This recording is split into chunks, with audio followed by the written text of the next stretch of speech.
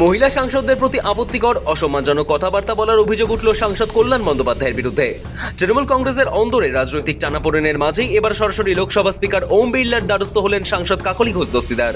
তার অভিযোগ, তৃণমূলের বর্ষিয়ান সাংসদ কল্যাণ বন্দ্যোপাধ্যায় দীর্ঘদিন ধরেই তাকে এবং অন্যান্য মহিলা সাংসদদের উদ্দেশ্যে অসম্মানজনক ও আপত্তিকর মন্তব্য করে আসছেন। শুধু অভিযোগ জানিয়েই থেমে থাকেননি কাকলি। সূত্র বলছে, তিনি স্পিকারের কাছে কল্যাণের বিরুদ্ধে কঠোর ব্যবস্থা নেওয়ার আর্জি জানিয়েছেন।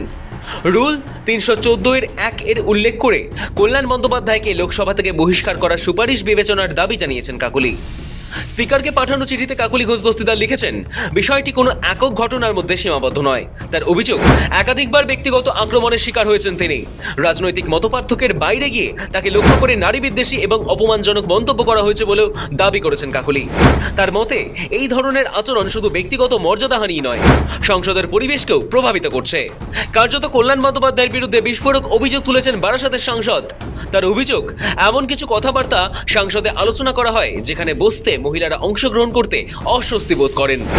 মহিলা সাংসদদের জন্য একটি অস্বস্তিকর পরিস্থিতি তৈরি হচ্ছে, যেখানে সংসদীয় আলোচনায় অংশ নিতে অনেকেই দ্বিধাবোধ করতে পারেন। সাংসদের এই ধরনের আচরণ লোকসভার ৩৪৯ ধারার পরিপন্থী। বারাসাতের সাংসদ তার চিঠিতে আরও উল্লেখ করেছেন, একজন সাংসদের কাছ থেকে যে শালীনতা, সংযম এবং দায়িত্বশীল আচরণ প্রত্যাশিত, কল্যাণ বন্দ্যোপাধ্যায়ের আচরণ তার সঙ্গে সঙ্গতিপূর্ণ নয়। তার অভিযোগ, এই ধরনের মন্তব্য লোকসভার মর্যাদার পরিপন্থী এবং সংসদীয় রীতিনীতিকেও প্রশ্নের মুখে ফেলেছে। তাই স্পিকারের কাছে তিনি দ্রুত ও উপযুক্ত পদক্ষেপের আবেদন জানিয়েছেন। তবে এবারই প্রথম নয়, এর আগেও একই বিষয়ে অভিযোগ জানিয়ে স্পিকারকে চিঠি দিয়েছিলেন লোকসভার সাংসদ। সেই সময়েও তিনি কল্যাণের বিরুদ্ধে নারী বিদ্বেষী মনোভাবের অভিযোগ এনেছিলেন। জবাবে কল্যাণ পাল্টা কটাক্ষ ছুড়ে দিয়েছিলেন। ওনার মুখ কেউ জানে? এখন আমি যদি মহিলাদের সম্বন্ধে বলি তাহলে বলবে যে কি মিশন মহিলা বিদ্বেষী, কিন্তু পুরুষদের যখন বলা হয় তখন উনি কম খিস্তি দেন? মুখ কি বাপ রে বাপ! মহিলার মুখে এরকম কথা শোনাই যায় না। প্রাতিষ্ঠানিক দুর্নীতি যদি হয়ে থাকে তাহলে ভোট বিয়ের আগে মুখ খুললো না কেন? আগে বলতে পারত প্রাতিষ্ঠানিক দুর্নীতি হয়েছে। এখন সেই দুর্নীতির মধ্যে তো ওনার নামও রয়েছে। ৫ লাখ টাকা নারদাতে কে খেয়েছিল? কাকলি ঘোষ দস্তিদার নিয়েছিল, শুভেন্দু অধিকারী নিয়েছিল। তাহলে দুর্নীতিটা করলো কে? কাকলি ঘোষ দস্তিদারই তো দুর্নীতি করলো। সে আবার প্রাতিষ্ঠানিক ইনস্টিটিউশনাল করাপশনের কথা কি করে বলে? আমাকে একবার দিদির কাছে লিখিত কমপ্লেন করতে হয়েছিল ওর বিরুদ্ধে।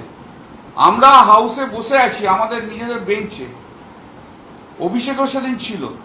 হঠাৎ করে বিজেপির একজনকে ডেকে সে আমার নামে উল্টোপাল্টা কথাবার্তা বলছে। এই তো ওর ক্রেডিবিলিটি। এবার ফের লোকসভা স্পিকার ওম বিড়লার দ্বারস্থ হলেন সাংসদ কাকলি ঘোষ দস্তিদার। এমনকি প্রয়োজনে তাকে লোকসভা থেকে বহিষ্কারের দাবিও তুলেছেন তিনি। नहीं, उनके टीएमसी के सारे महिला सांसद कल्याण बनर्जी के बाद बारे में बार बार शिकायत की है। मुझे लगता है कि परिवर्तन सब जगह हो रहा है, अब कार्रवाई होगी। ম্যালিস এই যে কমপ্লেনের কথা বলছেন, সেই কমপ্লেনটা হচ্ছে সম্পূর্ণ ফলস। আমি কখনো কিছু বলিনি। আমার পিছনে বসে নির্মলা সীতারামন সম্বন্ধে যা তা বলে গেছে, অমিত শাহ সম্বন্ধে যা তা বলে গেছে। সব মিলিয়ে কল্যাণের বিরুদ্ধে কাকলির এই চিঠি ঘিরে তৃণমূলের অন্দরে নতুন করে চাপানুতো শুরু হয়েছে। বিধানসভা নির্বাচনের পর তৃণমূলের দলীয় সাংগঠনিক দায়িত্বে পরিবর্তন এবং মুখ্য সচেতক পদে কল্যাণ বন্দ্যোপাধ্যায়ের প্রত্যাবর্তনের পর থেকেই বারাসাতের সাংসদদের মধ্যে অসন্তোষ দেখা গিয়েছিল। এদিকে কাকলি ঘোষ দস্তিদার সহ তৃণমূলের ২০ জন বিদ্রোহী সাংসদ রবিবারই ওম বিড়লার নতুন রাজনৈতিক দল ন্যাশনালিস্ট সিটিজেন্স পার্টি অফ ইন্ডিয়াতে যোগ দেওয়ার সিদ্ধান্ত নিয়েছেন।